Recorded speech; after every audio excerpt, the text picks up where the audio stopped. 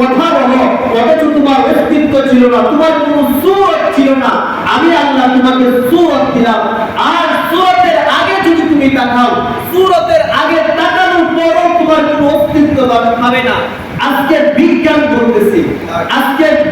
বলতেছে মা বাবা যখন সহবাস করে, কোন পুরুষ আর মহিলা যখন সহবাস করে, এক ফোঁটা বীর্য বাহির হয়।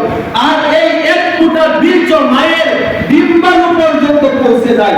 যদি ডিম্বাণু পর্যন্ত ওই বীর্যটা না পৌঁছে সন্তান জন্মগ্রহণ দেয় না। আপনি জন্ম নিতেন না, আমিও জন্ম নিতেন না। আর বিজ্ঞান বলতেছে বাবার এক ফোঁটা বীর্য থেকে, এক ফোঁটা নাপাক পানি থেকে যখন মায়ের ডিম্বাণু পর্যন্ত পৌঁছে, তখন ডিম্বাণুর মধ্যে শুক্রাণু থাকে 40 কোটি শুক্রাণু।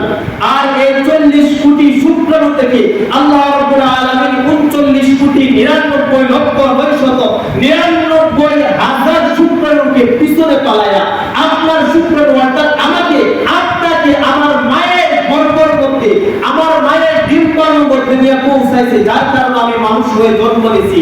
আল্লাহ বলেন তোরে আমি সূরত দিলাম, ফি আইয়ি সূরাতিন মা শাআ রাব্বুকা আল্লাযী খালাকা ফাসাওয়াকা ফাআদালা, ফি আইয়ি সূরাতিন মা শাআ রাব্বুকা।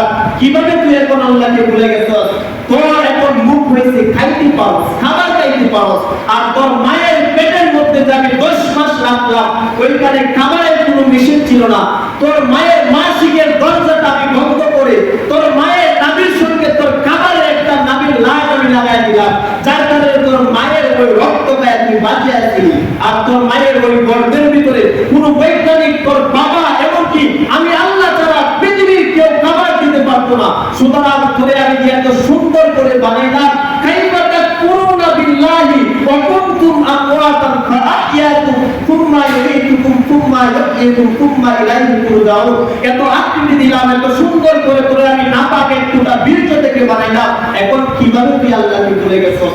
যদি আল্লাহকে ভুলে না গিয়ে থাকস, তাহলে উচ্চ আওয়াজে একবার করেন আলহামদুলিল্লাহ।